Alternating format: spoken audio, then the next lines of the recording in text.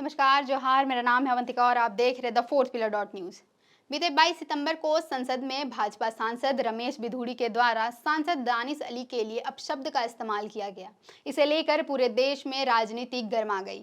यह मुद्दा अब झारखंड में भी तूल पकड़ता दिख रहा है। इसे लेकर झारखंड में अब राजनीतिक पार्टियां झामुमो भाजपा के बीच भी बहस शुरू हो गई है। झारखंड की सत्तारूढ़ पार्टी झारखंड मुक्ति मोर्चा ने भाजपा पर जमकर निशाना साधा है। साथ ही आरोप लगाया है कि भाजपा में गलत आचरण करने वाले नेताओं को संरक्षण मिलता है।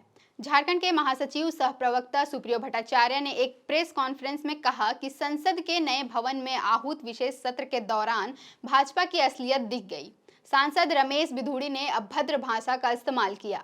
झामुमो के महासचिव ने कहा कि इसके बावजूद सदन नेता चुप रहे।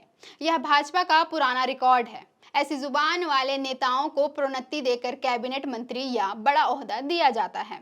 रमेश बिधूड़ी को भी कैबिनेट मंत्री या दिल्ली भाजपा प्रदेश अध्यक्ष बना दिया जाए तो कोई आश्चर्य की बात नहीं है। उन्होंने कहा कि सदन में भाजपा नेताओं के बिगड़े बोल पर कार्रवाई नहीं होना समझ से परे है। दूसरे दलों के सांसदों के खिलाफ निलंबन की कार्रवाई करने वाले लोकसभा अध्यक्ष की ओर से इस मामले में सख्त कार्रवाई नहीं किया जाना भी सवाल खड़े करता है। झामुमो महासचिव ने भाजपा के प्रदेश अध्यक्ष बाबूलाल मरांडी की संकल्प यात्रा पर प्रहार किया। उन्होंने कहा कि बाबूलाल मरांडी के करीबी रमेश पांडे गो तस्कर हैं। 20 सितंबर को रमेश पांडे पकड़े गए, लेकिन वो भागने में कामयाब रहे। बाबूलाल को इसका जवाब देना चाहिए कि गलत काम करने वाले सभी लोग उनके जानने वाले ही क्यों निकलते हैं। बाबूलाल को इस पर अपनी बात रखनी चाहिए। इस पर भाजपा के प्रदेश प्रवक्ता प्रतुल शाहदेव ने हेमंत सोरेन पर निशाना साधते हुए कहा कि मुख्यमंत्री हेमंत सोरेन खुद को कानून से ऊपर समझते हैं, तभी तो उनके प्रवक्ता यह कह रहे हैं कि मुख्यमंत्री कोई आम आदमी नहीं है जिनको जब चाहे जांच एजेंसी बुला ले। प्रतुल शाहदेव ने निशाना साधते हुए कहा कि कानून की नजर में राजा और रंक बराबर होते हैं, लेकिन वंशवादी पार्टियों के लोगों को यह बात समझ में नहीं आएगी। उन्होंने कहा कि उनकी बातों से ऐसा प्रतीत होता है कि जमींदारी और महाजनी प्रथा आज भी जीवित है।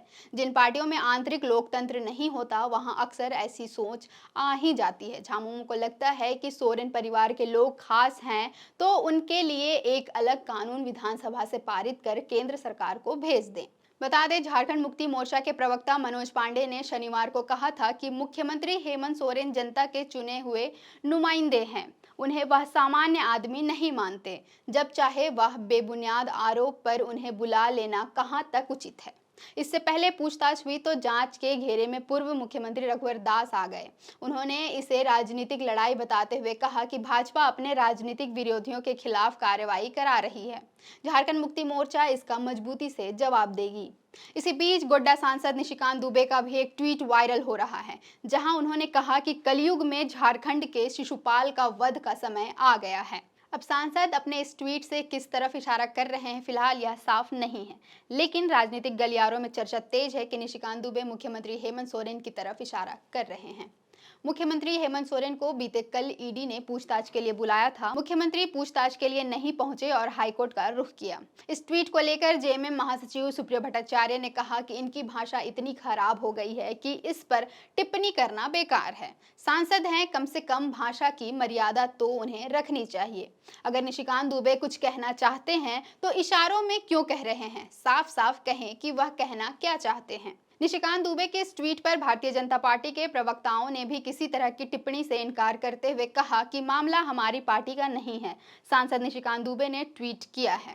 अब इस ट्वीट के मायने क्या हैं, उनका इशारा किस तरफ है, यह तो वही बता सकते हैं। इस मामले में निशिकांत दुबे ने अभी तक किसी तरह की टिप्पणी नहीं दी है। फिलहाल के लिए इतना ही।